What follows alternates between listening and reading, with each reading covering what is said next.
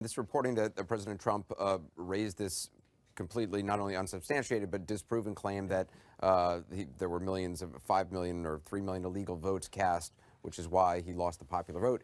It's fascinating that on this day where, I mean, as we've been talking about the last hour, you know, rescinding TPP, a lot of success on his nominees, he would go down this rabbit hole again. Yeah, I don't know. I mean, first of all, welcome to Washington, President Trump.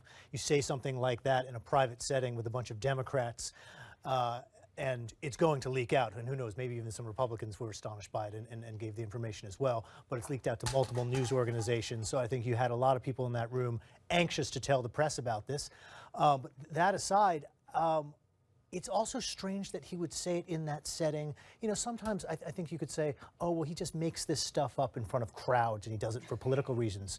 Well, no, now he's actually saying it to the congressional leadership, who obviously knows it's not true. And you start to think, well, maybe he really does believe it. Maybe he's convinced himself of this false information once he's gotten it in his head. Carl, I almost want to replay the tape of you, we don't use tape anymore, but of you last hour saying he had a great victory. It was a stunning, you know, historic victory. It wasn't a popular vote victory, but, you know, it was an electoral college victory, and it was an amazing thing. We are having too many bizarre moments with this new president, as Phil Mattingly called it.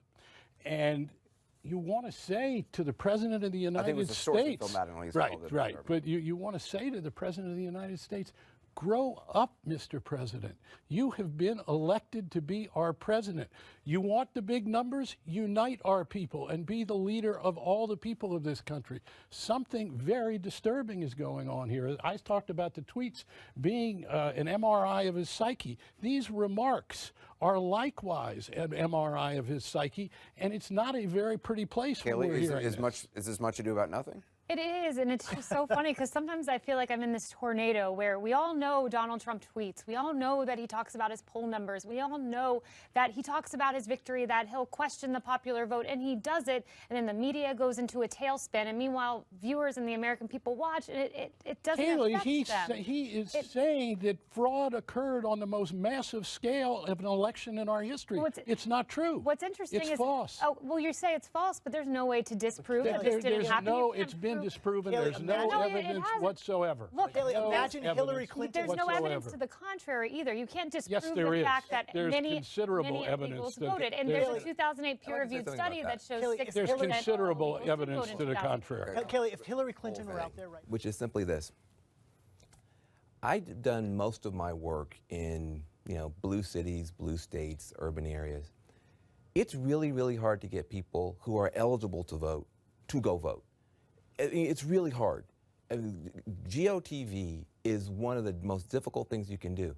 The idea that 3 or 4 million people who aren't even eligible to vote are for some reason in a blue state where it will make no difference going to go out and vote is just absurd on its face. It just flies in the face of what actually happens.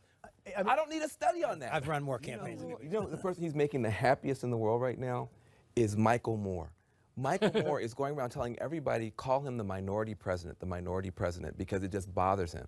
And so if he wants to make Michael Moore happy, he'll keep saying stuff like this because letting Democrats know it's getting to him that he lost the popular vote. You know who else he's making that?